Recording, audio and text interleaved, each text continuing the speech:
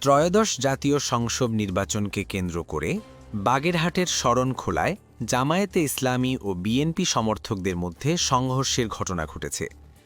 বৃহস্পতিবার বেলা ১১টার দিকে সাউথখালী ইউনিয়নের সোনাতলা গ্রামে ভোট কেন্দ্রে যাওয়ার সড়কে এই সংঘর্ষ হয়।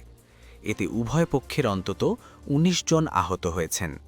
আহতদের মধ্যে ৪ জনকে খুলনা মেডিকেল কলেজ হাসপাতাল এবং ৪ জনকে শরণখোলা উপজেলা স্বাস্থ্য কমপ্লেক্সে ভর্তি করা হয়েছে।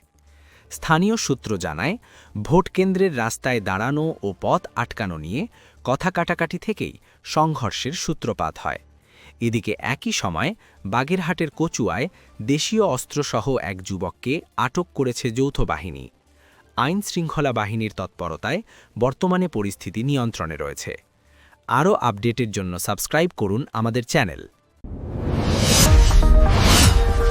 Subscribe now for daily news and updates.